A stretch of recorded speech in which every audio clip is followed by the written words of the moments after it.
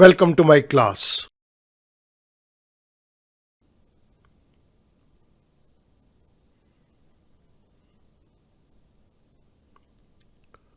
The Indian Contract Act 1872, Sub-Agent and Substituted Agent.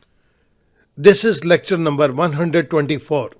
इस particular video lecture के अंदर मैं सब एजेंट और सब्स्टिट्यूटेड एजेंट के अंदर के डिफरेंसेस को टेकअप करूंगा। आइएगा मूव करते हैं अपने टॉपिक की तरफ। सब agent and substituted agent. Delegation of authority. The general principle is a delegate can not further delegate. General सिद्धांतों में यह बतलाता है एक वो व्यक्ति जिसे कुछ अथॉरिटी डेलीगेट की गई है, ट्रांसफर की गई है, वो किसी और को आगे उस अथॉरिटी को डेलीगेट नहीं कर सकता। सेक्शन 190 के अंदर हमें इसी बात को कहा गया है। लैटिन लैंग्वेज के अंदर हम इसे नाम देते हैं डेलीगेटस नॉन प्रोटेस्ट डेलीगेयर। However, under certain circumstances, the agent may delegate some or all of his powers to another person. लेकिन कुछ सर्कमस्टांसिस के अंदर एक एजेंट अपनी सारी पावर्स या अपनी कुछ पावर किसी और व्यक्ति को डेलीगेट कर सकता है, ट्रांसफर कर सकता है। Such person may be either a sub agent or a substituted agent. जिनको ये पावर ट्रांसफर की जाएंगी उन्हें या तो सब एजेंट कहा जाएगा या सब्स्टिट्यूटेड एजेंट कहा जाएगा। हमने इस पर्टिकुलर वीडियो लेक्चर के अंदर सब एजेंट और सब्स्टिट्यूटेड एजेंट के डिफरेंस को ही टेकअप करना है। सब agent. According to section 191, a sub agent is a person employed by and acting under the control of the original agent in the business of agency.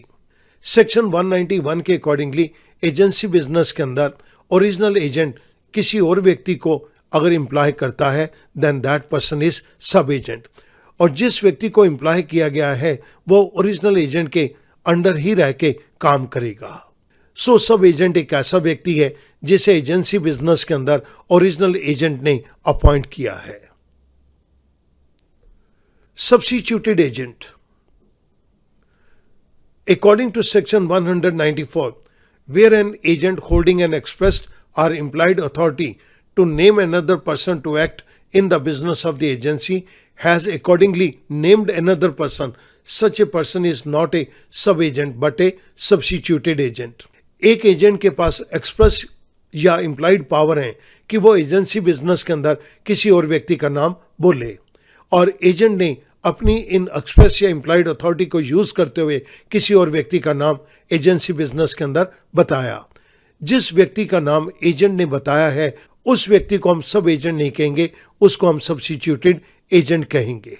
इस पूरे point को further explain करने के लिए मैं आपके सामने एक एग्जाम्पल को टेकअप कर रहा हूं। Mister P directs his solicitor mister S to sell his estate by auction and to employ an auctioneer for the purpose. Mister P ने अपने सॉलिसिटर मिस्टर एस को डायरेक्ट किया कि वो मिस्टर पी की संपत्ति को ऑक्शन के जरिए बेचे और इस पर्पस के लिए एक ऑक्शनियर को एम्प्लॉय करे। Mister S names mister A as an auctioneer to conduct the sale. Mister S ने मिस्टर ए का नाम बताया कि मिस्टर ए को संपत्ति की सेल करने के लिए ऑक्शनियर के फॉर्म में अपॉइंट किया जाए। Here mister A is not a sub agent but a substituted agent. यहां पर ए सब एजेंट नहीं है, ये एक सब्स्टिट्यूटेड एजेंट है। स्टूडेंट इसी एग्जांपल को आप नेक्स्ट स्लाइड के अंदर देखिएगा। हमारे पास एक घर है, इस घर का ऑनर मिस्टर पी है जिसको मैं नाम देता हूं प्रिंसिपल। ये प्रिंसिपल अपने इस घर की ऑक्शन करके इसको बेचना चाहता है। सो प्रिंसिपल ने अपने सॉलिसिटर को बुलाया। ये सॉलिसिटर काम करेगा एज एन एजेंट। प्रिंसिपल ने सॉलिसिटर को आदेश दिया इस घर की नीलामी के लिए एक ऑक्शनियर को अपॉइंट करो और घर को ऑक्शन करके इसकी सेल की जाए। सॉलिसिटर ने एक ऑक्शनियर का नाम दे दिया, ये मिस्टर ऑक्शनियर है जो कि इस घर को ऑक्शन करेगा। सॉलिसिटर ने इस ऑक्शनियर का जब नाम दिया तो ये ऑक्शनियर सब्स्टिट्यूटेड एजेंट कहलाएगा, ना कि सब एजेंट। जब एक एजेंट प्रिंसिपल के कहने के ऊपर किसी और का नाम एजेंसी बिजनेस के अंदर बतला दे तो जिसका नाम बताया जाएगा that person is substituted agent and not a sub agent.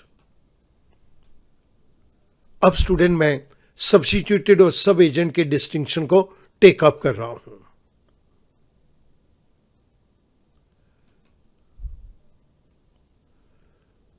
Substituted agent acts under the control of principal, ये प्रिंसिपल के कंट्रोल के अंदर काम करेगा।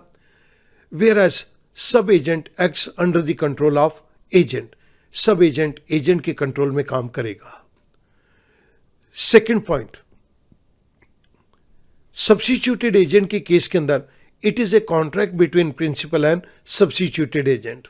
यहां पर यह कॉन्ट्रैक्ट प्रिंसिपल और सब्स्टिट्यूटेड एजेंट के बीच में होगा। सब एजेंट के केस के अंदर there is no contract between sub agent and principal, principal और सब एजेंट का कोई आपस में कोई कॉन्ट्रैक्ट नहीं है।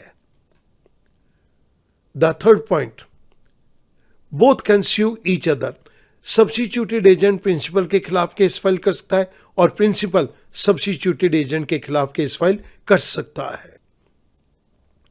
लेकिन सब एजेंट के केस के अंदर प्रिंसिपल कैन नॉट स्यू सब एजेंट एंड वाइस वर्सा, ना तो प्रिंसिपल सब एजेंट के खिलाफ केस फाइल कर सकता है और उसी तरह से सब एजेंट प्रिंसिपल के खिलाफ भी कोई केस फाइल नहीं कर सकता। Fourth point, agent is not responsible for his acts, agent substituted agent के कामों के लिए जिम्मेदार नहीं है। Agent is not responsible for his acts to principal if properly appointed, अगर सब एजेंट प्रॉपर्ली अपॉइंटेड है तो सब एजेंट के किए गए कामों के लिए प्रिंसिपल ही जिम्मेदार है, एजेंट जिम्मेदार नहीं है। लेकिन अगर सब एजेंट प्रॉपर्ली अपॉइंटेड नहीं है तो उस केस के अंदर agent is responsible for the acts of sub agent. Student, I hope now the distinction between substituted and sub agent will be very much clear to you. Thank you very much.